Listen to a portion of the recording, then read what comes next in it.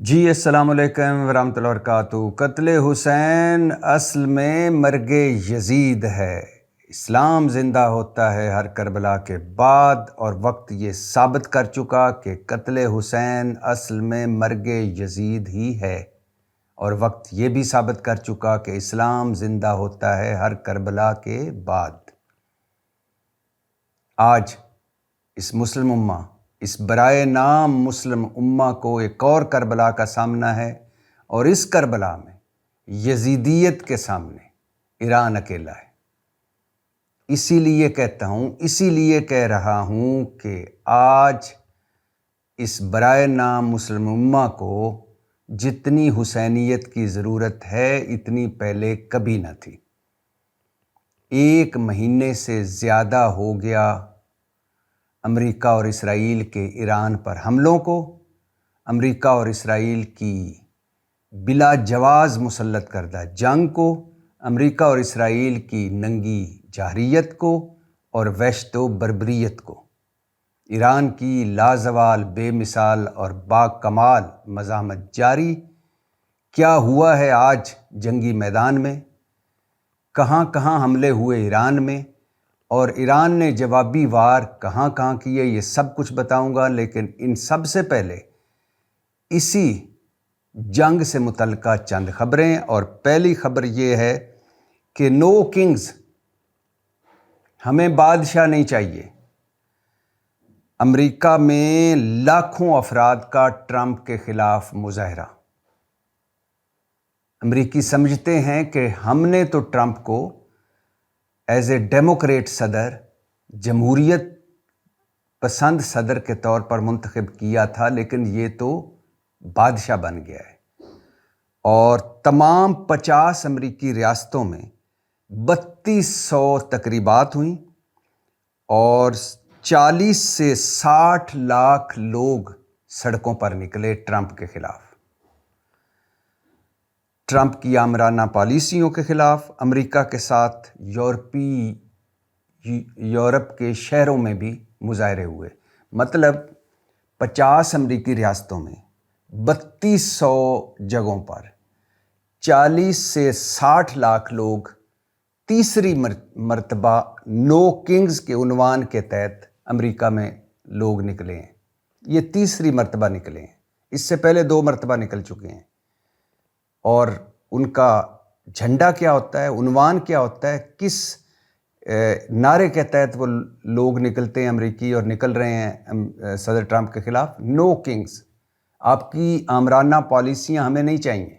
آپ کے اپنے طور پر، یعنی سارے اداروں کو بائی پاس کر کر فیصلے جو آپ کر رہے ہیں وہ ہمیں نہیں چاہیے۔ ہم نے تو آپ کو ڈیموکریٹ صدر منتخب کیا تھا، آپ بادشاہ کیوں بن گئے؟ تو کہنے کا مقصد یہ ہے، بتانے کا مقصد یہ ہے کہ امریکہ کے اندر ٹرمپ صاحب کی مقبولیت ریکارڈ کمی کے ساتھ دیکھی جا رہی ہے، اور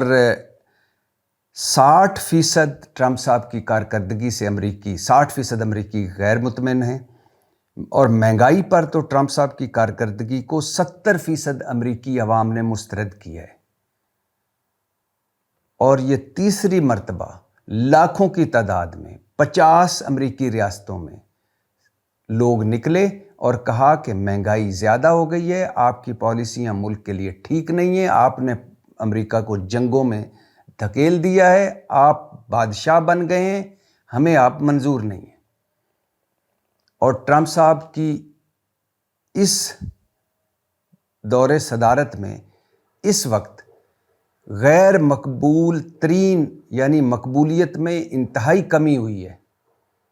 اندازہ کریں کہ جہاں 70% لوگ ٹرمپ صاحب کو کہہ رہے ہوں کہ آپ کی وجہ سے مہنگائی ہے اور آپ کی پالیسیوں کی وجہ سے مہنگائی ہے، تو وہاں 30% لوگ ٹرمپ صاحب کے ساتھ کھڑے نظر آ رہے ہیں، 70% لوگ ٹرمپ صاحب کے اگینسٹ کھڑے نظر آ رہے ہیں۔ اور امریکی ہیں جن کی 52% امریکی یہ سمجھتے ہیں کہ ٹرمپ صاحب نے ایپسٹین فائل سے توجہ ہٹانے کے لیے ایران پر حملہ کیا۔ ایپسٹین فائلز وہی جیفری ایپسٹینز وہ جس کا ایک جزیرہ تھا، جس کا ایک جہاز تھا، جو طبقہ اشرافیہ کو، ایلیٹ کلاس کو کم سن لڑکیاں پیش کیا کرتا تھا جنسی ہراسگی کے لیے یا سیکس کے لیے۔ اور ٹرمپ صاحب پر بھی الزام لگا ہے ایران پر حملے سے 2-4 دن پہلے کہ ٹرمپ صاحب نے بھی مبینہ طور پر کم سن لڑکیوں سے جنسی زیادتی کی۔ تو ٹرمپ صاحب مقبولیت کے حوالے سے انتہائی نیچے والی سطح پر، اور لاکھوں لوگ سڑکوں پر ہیں امریکہ میں ٹرمپ صاحب کے خلاف۔ اور یہ بھی سنتے جائیے کہ پاکستان مودی کی بدولت، اب یہ تو آپ نے سنا امریکہ کا حال اور ٹرمپ صاحب کا حال، تو اب بھارت آ جائیے۔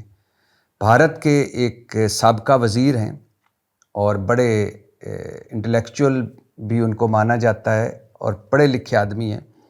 وہ کہہ رہے ہیں کہ پاکستان مودی کی بدولت عالمی افق پر چھا گیا ہے۔ آپریشن سندور شروع کر کے مودی نے پاکستان کی سب سے بڑی خدمت کی۔ اپنا سب سے بڑا سول ایوارڈ مودی کو دے پاکستان، یہ کہا ہے مانی شنکر آئر نے۔ مانی شنکر آئر کہہ رہے ہیں کہ یہ مودی کی بے وقوفیوں کی وجہ سے آج پاکستان پوری دنیا میں چھایا ہوا ہے، اور ایک خواہ مخواہ کی جنگ چھیڑ کر جس میں پھینٹی لگی بھارت کو، بھارت نے، مودی نے پاکستان کو خطے کا چودھری بنا دیا ہے۔ یہ تو بھارت ہے، اور بھارت میں نریندر مودی اس وقت بیک فٹ پر ہیں، اور جے شنکر جیسا ڈپلومیٹ کیریئر کا افسر جو سیکرٹری خارجہ کے طور پر ریٹائر ہوا اور اب وزیر خارجہ ہے، پڑھا لکھا ہے، وہ ایک میٹنگ میں بھارت کی جو پارٹی میٹنگ میں، مختلف سیاسی جماعتوں کی پارٹی میٹنگ میں، جب اس پر تابڑ توڑ سوالات ہوئے کہ پاکستان کی سفارتکاری دیکھیے، اپنی سفارتکاری دیکھیے، پاکستان تو ثالثی کروا رہا ہے ایران، امریکہ اور اسرائیل کے درمیان، اور یہ کام بھارت کو کرنا چاہیے تھا، تو وہ جے شنکر اتنے غصے میں آ گیا کہ کہنے لگا بھارت پاکستان کی طرح دلال نہیں ہے، بروکر نہیں ہے، جس پر اس کے اپنے اندر کے لوگ بھی تنقید کرنے لگ گئے کہ یہ آپ کیسی زبان استعمال کر رہے ہیں۔ خیر، زبان کا تو آج کل کوئی، وہ کہتے ہیں نہ حد رہ گئی ہے، نہ کسی کو خیال رہ گیا ہے۔ ٹرمپ صاحب نے سعودی ولی عہد کے بارے میں کیا گندی زبان استعمال کی، یہ کبھی سوچا جا سکتا تھا کہ کوئی امریکی صدر سعودی ولی عہد یا کسی بھی سعودی بادشاہ کے بارے میں اس طرح کی زبان استعمال کرے گا؟ اور ٹرمپ صاحب دعویٰ کرتے ہیں کہ محمد بن سلمان میرے دوست ہیں، اور سعودی عرب بہت بڑا اتحادی ہے ٹرمپ صاحب کا، اور ایک دن یہ گندی زبان استعمال کی، اور اگلے دن، یعنی ایک دن یہ بلو دا بیلٹ زبان استعمال کی، اور اگلے دن ٹرمپ صاحب کہنے لگے کہ ایران کا ہم نے سب کچھ ختم کر دیا ہے، نیوی ختم کر دی، فضائیہ ختم کر دی، ان کی مین لیڈرشپ مار دی، ان کی فوجی قیادت مار دی، اب سعودی عرب ابراہم اکارڈ میں جائے اور اسرائیل کو تسلیم کرے۔ اور کچھ لوگ تو کہتے ہیں کہ یہ جو یوکرائن کے صدر آئے ہوئے تھے اور جو قطر اور سعودی عرب کے دورے کر رہے تھے، اور قطر اور سعودی عرب کو ڈرونز حملوں سے روکنے کی جو اپنی صلاحیت ہے یا اپنا تجربہ ہے، وہ منتقل کرنے والے ہیں قطر اور سعودی عرب کو، یہ زیلنسکی صاحب کامیڈین تھے، آپ کو پتہ ہے، اداکار تھے، اور ان کو یورپ نے بانس پہ چڑھایا کہ لڑ جا روس سے، ہم تیرے ساتھ ہیں، اینٹ سے اینٹ بجا دیں گے روس کی۔ اور جب وہ لڑ گیا بڑا خواب دکھا کر کے ہم روسی غلامی ہمیں منظور نہیں، ہم یورپی یونین میں شامل ہوں گے، اور جب روس نے اب 20% علاقے پر قبضہ کیا ہوا ہے یوکرائن کے، اور سارا کچھ تباہ کر دیا ہے یوکرائن کا، اور وہ جو پوری دنیا کو گندم سپلائی کرتا تھا، جہاں اتنے معدنی ذخائر ہیں، جو اتنا امیر ملک تھا، اب قرضوں پہ اور امدادوں پہ جی رہا ہے، اور اپنا سوا ستیہ ناش کرا کے زیلنسکی صاحب اب قطر اور سعودی عرب کے دورے کر رہے تھے اور ان کے ماسٹر بنے ہوئے تھے کہ کس طرح ایرانی ڈرونز کو آپ نے روکنا ہے، کس طرح ایرانی میزائل کو آپ نے روکنا ہے۔ تو ٹرمپ صاحب کو یہ بھی تکلیف تھی کہ یہ ہم سے اسلحہ لینا چاہیے تھا، ہمارے ساتھ سارا کچھ ہونا چاہیے تھا، یہ زیلنسکی صاحب کی طرف کیسے چلے گئے دونوں ملک۔ اور ٹرمپ صاحب کو یہ بھی تکلیف ہے کہ سعودی عرب اور باقی عرب ملک جنہوں نے ابھی تک بڑا دانش مندی کا فیصلہ کیا ہے جنگ سے باہر رہ کر، ٹرمپ اور نیتنیاہو کی شدید خواہش تھی کہ یہ کیوں نہیں حملہ آور ہوتے ایران پر، کیوں نہیں ہمارے ساتھ مل کر لڑتے۔ اور ٹرمپ صاحب کو ظاہر ہے اب وہ پیسے بھی اگلے مرحلوں میں ان عرب ملکوں سے مانگیں گے کہ یہ جتنا میرا خرچہ ہوا ہے اس جنگ میں وہ اب دو مجھے۔ اور ٹرمپ صاحب کل تک اپنا بیسٹ بڈی اور پارٹنر کہا کہتے ہیں سعودی عرب کو اور سعودی قیادت کو، اور گزشتہ روز کیا لو لیول کی گھٹیا زبان استعمال کی ٹرمپ صاحب نے۔ تو خیر میں بتا رہا تھا کہ آج کل زبان کا تو کوئی مسئلہ ہی نہیں ہے، جس دنیا کو چلا ٹرمپ صاحب جیسا بندہ رہا ہو وہاں بھلا زبان کا کوئی مسئلہ ہو سکتا ہے۔ اور یہ بھی سنتے جائیے کہ ایران اور پاکستان ماشاءاللہ سے اتنے قریب آ چکی ہیں اور اتنی بہتری ہوئی ہے، یہ بھی بھارت کی ایک شکست ہے۔ ایران اور بھارت پارٹنر تھے، ہم تو باہر تھے۔ چاہ بہار بندرگاہ ایران کی جو تھی وہ تو بھارت کے پاس تھی، اور بھارت تیل خرید رہا تھا ایران سے، اور بھارت اور ایران آپس میں ایک کے بعد ایک ڈیفنس پیکٹ اور تجارتی معاہدے کر رہے تھے، اور اب بھارت آؤٹ ہو گیا تقریباً پاکستان ان نے، اور اب صورتحال یہ کہ ایران اور پاکستان کا باہمی معاہدہ ایک طرح سے طے پایا ہے۔ 20 پاکستانی پرچم والے جہاز آبنائے ہرمز سے گزریں گے، روزانہ 2 جہاز، مطلب 10 دنوں میں 20 جہاز۔ اور یہ کسی بھی ملک میں کسی بھی ملک کی اس جنگ کے دوران یہ سب سے بڑی تعداد ہے جہازوں کی۔ چین کے گزر رہے ہیں، اور روس میں بھی ان کی امداد بھی آ رہی ہے ایران میں، اور یہاں سے ایران کے جہاز بھی جا رہے ہیں۔ لیکن کسی ایک ملک کے لیے ایران نے یہ سب سے بڑی ایک طرح سے معاہدہ کیا ہے، رعایت دی ہے کسی ایک ملک کو۔ تو کم از کم چلو اگر ہم نے اپنے لیے یہ جہاز گزروائے، کسی اور ملک کی خدمت نہ کی، تو کم از کم یہاں تیل اور گیس کا بحران تو پیدا نہیں ہوگا جو بھارت میں پیدا ہو چکا ہے، جہاں لمبی لمبی لائنیں لگی ہوئی ہیں۔ اور یہ بھی سنتے جائیے، شیخ چلی کی بات بتا دیتا ہوں آپ کو۔ آج کا شیخ چلی، ایران کے آخری شاہ کا جلا وطن بیٹا رضا شاہ پہلوی، وہ کیا فرما رہا ہے؟ یہ شیخ چلی ہے جو انڈے رکھ کر بیٹھا ہے کہ یہ انڈے اس میں سے بچے نکلیں گے، اور پھر اس میں مرغیاں ہوں گی، اور پھر وہ مرغیاں اور مرغیوں کو جنم دیں گی، پھر ان مرغیوں سے اور مرغیاں ہوں گی، اور پھر میرا پولٹری کا کاروبار چلے گا، پھر میں ایک بڑا گھر بناؤں گا، پھر گاڑیاں لوں گا، پھر اس کے بعد جہاز خرید لوں گا، پھر پولٹری کے شیڈ لگاؤں گا، پھر پوری دنیا کو پولٹری سپلائی کروں گا۔ 4 انڈے رکھ کر بیٹھا ہوا ہے، ان 4 انڈوں سے ایک امپائر، ایک سلطنت بنانے کے چکر میں رضا شاہ پہلوی کیا کہہ رہا ہے؟ وہ کہہ رہا ہے کہ میں ایران میں عبوری حکومت کی قیادت کے لیے تیار ہوں۔ بڑی مہربانی جی، ہمیں تو پتہ ہی نہیں تھا، ہم تو اس خوف میں مبتلا تھے کہ کہیں آپ تیار ہی نہ ہوں، یا آپ انکار کر دیں، یا آپ کہہ دیں کہ نہیں میں نے ایران کی قیادت نہیں کرنی، یا ہو سکتا ہے آپ بہت زیادہ مصروف ہوں، نیند آئی ہوئی ہو، آپ نے سوچا ہو کہ میں سو لوں، اس سے تو بہتر ہے کہ سو لوں، ایران کی قیادت نہ کروں۔ تو وہ خود بخود ہی، حالانکہ ٹرمپ صاحب ان کو ریجیکٹ کر چکے ہیں اپنی کابینہ کے اجلاس میں کہ مجھے نہیں لگتا کہ یہ ایران میں اتنا مقبول ہے۔ ویسے ہی ٹرمپ صاحب کا تو آپ کو طریقہ کار کا پتہ ہی ہے نا، وہ مادورو کو، وینزویلا کے صدر کو بیگم سمیت اٹھایا، تو وہ جو مچارو صاحبہ تھی، وہ جس کو نوبل امن انعام ملا، جو بھاگی گئیں، یعنی وینزویلا کی اپوزیشن لیڈر جس کے ملک کا صدر بیگم سمیت ٹرمپ صاحب نے اٹھا لیا اور حملہ کیا، اور وینزویلا کی خود مختاری تباہ و برباد کر دی، اس کی اپوزیشن لیڈر بھاگی وائٹ ہاؤس گئی اور اپنا امن کا نوبل انعام دے دیا ٹرمپ صاحب کو۔ ٹرمپ صاحب نے لے بھی لیا۔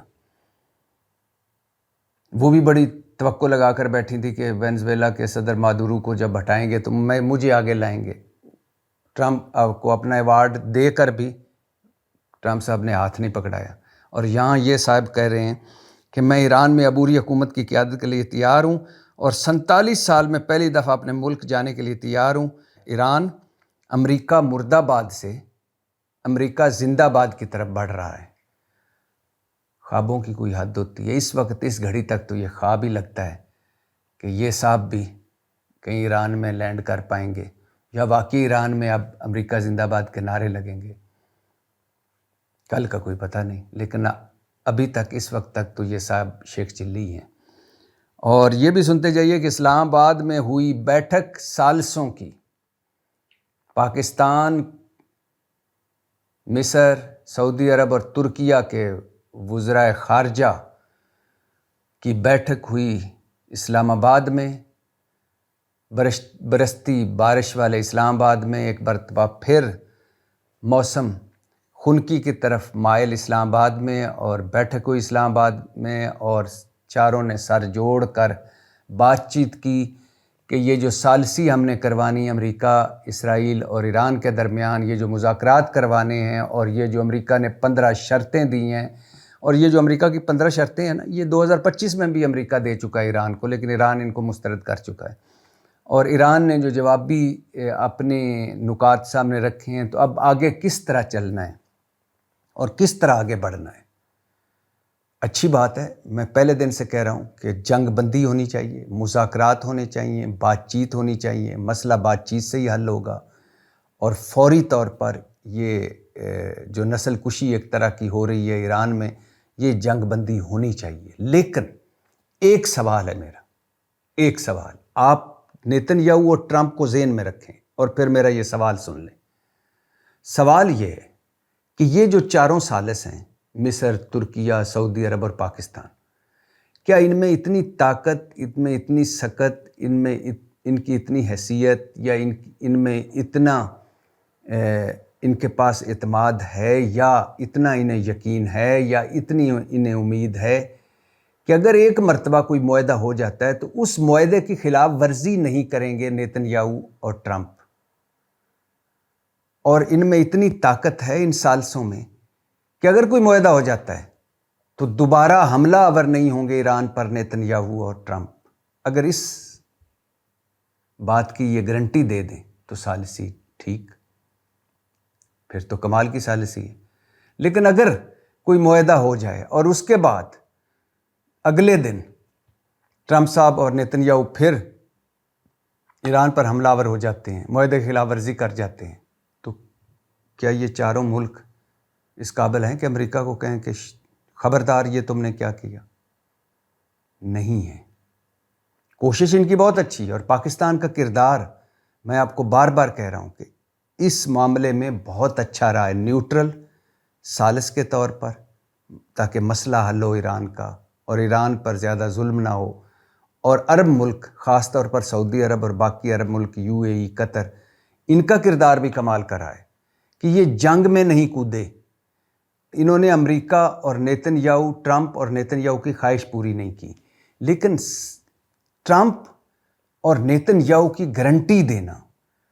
اور یہ سمجھ لینا کہ وہ کوئی معاہدہ کر کے اس کی خلاف ورزی نہیں کریں گے، یہ تو بندہ پھر ایمکوں کی جنت میں ہو تو وہ ایسا سوچ سکتا ہے۔ بہرحال دیکھتے ہیں کیا ہوتا ہے۔ اور یہ بھی سنتے جائیے کہ امریکی میڈیا کہہ رہا ہے کہ پینٹاگون کئی دنوں سے ایران میں زمینی کارروائیوں کی تیاری کر رہا ہے۔ یہ امریکی میڈیا کہہ رہا ہے کہ پینٹاگون کئی مہینوں سے، کئی ہفتوں سے یا کئی دنوں سے ایران میں زمینی کارروائیوں کی تیاری کر رہا ہے، اور ایران کے اسپیکر باقر کالیباف نے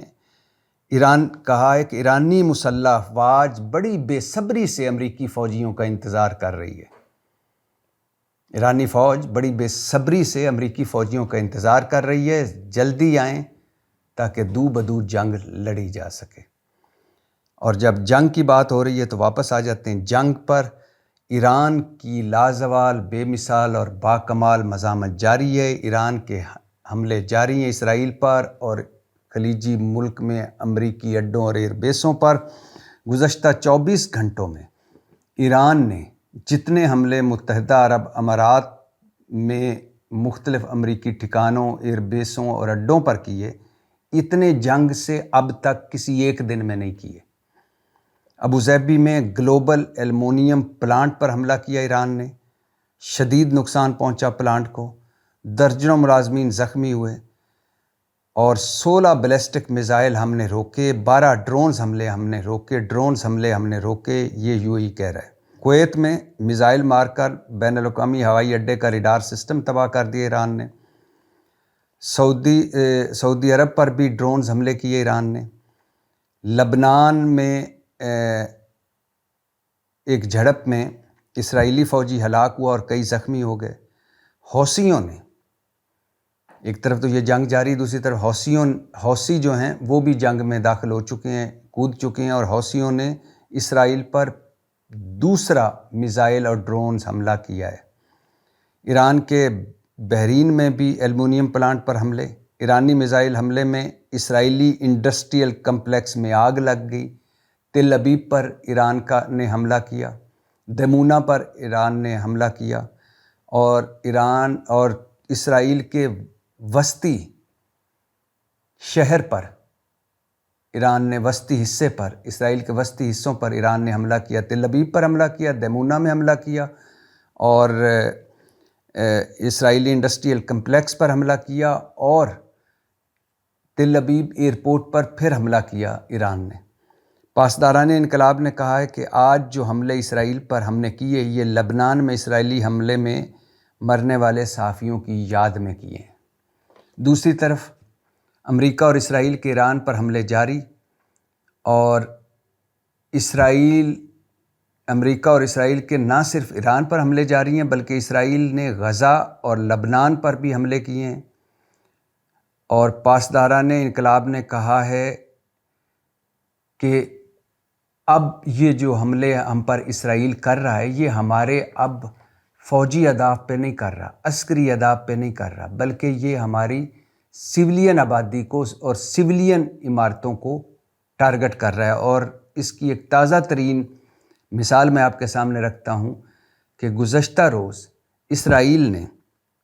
Tehran university of science and technology پر حملہ کر دیا۔ اس سے پہلے آئل ڈیپوؤں پر حملہ کر چکا ہے، اس سے پہلے اسرائیل اور امریکہ، اس سے پہلے ریڈ کراس کے دفتروں پر، ہلال احمر کے دفتروں پر، ہسپتالوں پر، سپورٹس گراؤنڈز پر، اور اس کے علاوہ جو سویلین عمارتیں ہیں، بڑی بڑی عمارتیں ہیں، جیسے وہ عمارتیں جن کو یونیسکو نے ثقافتی ورثے کے طور پر ڈکلیئر کیا ہوا ہے، وہ عمارتیں بھی تباہ کر چکا ہے امریکہ اور اسرائیل ایران میں۔ تو تہران کی university of science and technology پر حملہ کرنا امریکہ اور اسرائیل کا، تو آپ سوچ سکتے ہیں کہ کتنی فرسٹریشن، کتنا ڈپریشن اور کتنا غم و غصہ ہے ایران کی لازوال بے مثال اور با کمال مزاحمت کو دیکھ کر امریکہ اور اسرائیل میں، کہ اب اتنی فرسٹریشن ہو گئی ہے کہ ہم تو 2 دن 4 دن 1 ہفتے کا سوچ کر آئے تھے، یہاں تو مہینے سے اوپر کا ہو گیا ٹائم۔ اور اسی لیے جب سے Tehran university of science and technology پر حملہ ہوا ہے، تب سے پاسداران انقلاب نے کہا ہے کہ اب ہم بھی اس خطے میں ساری یونیورسٹیوں کو ٹارگٹ کریں گے، جو کہ ایک خطرناک چیز ہے، جو کہ نہیں ہونا چاہیے۔ لیکن اس کی ابتدا کس نے کی؟ امریکہ اور اسرائیل نے۔ ایران کے مغربی صوبے خوزستان کے شہر ہفت گل پر بھی میزائل حملے کیے امریکہ اور اسرائیل نے۔ آپ اندازہ لگائیں کہ 1 ماہ کی جنگ میں امریکہ اسرائیل نے ایران کے 11,000 اہداف پر حملے کیے، مطلب 11,000 جگہوں پر بمباری کی، میزائل حملے کیے اور فضائی حملے کیے 1 مہینہ 1 دن کی اس جنگ میں۔ اور امریکی اسرائیلی حملے میں تہران میں قطری ٹی وی کے دفتر کو بھی نقصان پہنچا، اور اب تک 94,000 روزانہ اضافہ ہو رہا ہے، 94,000 سویلین عمارتوں اور املاک کو تباہ کیا ہے امریکہ اور اسرائیل نے ایران میں۔ اسی لیے ایران اب کہہ رہا ہے کہ اب ہم اس خطے کے توانائی سیکٹر یعنی توانائی تنصیبات پر بھی حملہ آور ہوں گے، اور اب اگر کسی ہوٹل میں ہمیں پتہ چل گیا کہ یہاں امریکی فوجی چھپے ہوئے ہیں تو اس ہوٹل پر بھی حملہ کریں گے اس خطے میں،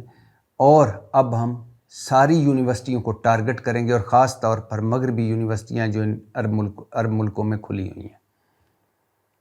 تو ایران کی بے مثال، باکمال اور لازوال مزاحمت جاری ہے، جنگ جاری ہے، اسلام آباد میں بیٹھک بھی جاری ہے، اور پہلا دور مکمل ہو چکا ہے اس بیٹھک کا۔ 4 ملکوں کی وزیر خارجہ پہنچے ہوئے تھے اسلام آباد، چوتھا پاکستان ہے، مصر، ترکیہ اور سعودی عرب، اور چوتھا پاکستان، چاروں اکٹھے بیٹھے۔ اور پھر وہی بات میں کہہ رہا ہوں، بہت اچھی بات ہے ثالثی کرانا، بہت اچھی بات ہے کہ جنگ بندی ہو، اس سے بڑی بات کیا ہو سکتی ہے، اور مذاکرات کرانا، اور پوری دنیا پر یہ احسان ہے اگر ایسا ہوتا ہے۔ لیکن سوال ایک ہی ہے کہ ٹرمپ اور نیتن یاہو کی کون ضمانت دے سکتا ہے، اب اس دنیا میں کون گارنٹی دے سکتا ہے کہ یہ کسی معاہدے کے بعد معاہدہ توڑیں گے نہیں، اور کسی معاہدے کے بعد اور کسی جنگ بندی کے بعد، امن آنے کے بعد یہ دوبارہ حملہ آور نہیں ہوں گے ایران پر۔ اور اگر کوئی یہ گارنٹی دے سکتا ہے تو کمال ہے، اور اگر معاہدہ ہونے کے بعد یہ ہو گیا تو کوئی اس بات کی گارنٹی دے سکتا ہے کہ کوئی ان کو روک سکے گا؟ لیکن پھر بھی کوشش کرنی چاہیے، اور کوشش ہو رہی ہے، اچھی بات ہے۔ یقین کریں، اگر جتنی ایفرٹس یہ مسلم ممالک اس بات پر کر رہے ہیں کہ ثالثی کی جائے، نیوٹرل رہا جائے، اس جنگ میں نہ پڑیں، بہت اچھی بات ہے، اس سے اچھی کوئی سوچ ہی نہیں۔ لیکن اگر اس سے آدھی ایفرٹ یہ کر لی جاتی کہ اکٹھے ہو جائیں، ایران کے ساتھ نہ صحیح، ایران کے آگے کھڑے ہو جائیں اور کہیں کہ بس کریں۔ آپ نے لیبیا میں جھوٹ بول کر تباہی مچائی، امریکہ صاحب بہادر۔ آپ نے عراق میں جھوٹ بول کر تباہی مچائی، آپ نے یمن اور لبنان کو تباہ کر دیا، آپ نے شام کی اینٹ سے اینٹ بجا دی، آپ گریٹر اسرائیل کے ایجنڈے کی طرف آ رہے ہیں، آپ ایران کے تیل اور گیس پر کے ذخائر پر نظر رکھ کر بیٹھے ہیں۔ تو اب بس اگر یہ کر لیتی مسلم امہ، اور کسی وقت بھی کر لیتی، جب شام تباہ ہو رہا تھا تب اٹھ کے بیٹھ جاتی اور روک لیتی، جب عراق تباہ ہو رہا تھا، جب لیبیا تباہ ہو رہا تھا، اگر یہ کر لیتے تو آج ایران کی باری نہ آتی۔ اور اگر آج یہ نہیں کریں گے تو پھر ایک ایک کر کے اگلوں کی باری بھی آئے گی۔ تو جتنی کوششیں یہ اس جنگ سے بچنے کے لیے کی جا رہی ہیں، اور بہت اچھی کی جا رہی ہیں، لیکن اگر اس سے آدھی کوششیں اتحاد کے لیے کی جاتی یا کر لی جاتی تو اس دنیا کا نقشہ بدل جاتا۔ پاکستان زندہ باد۔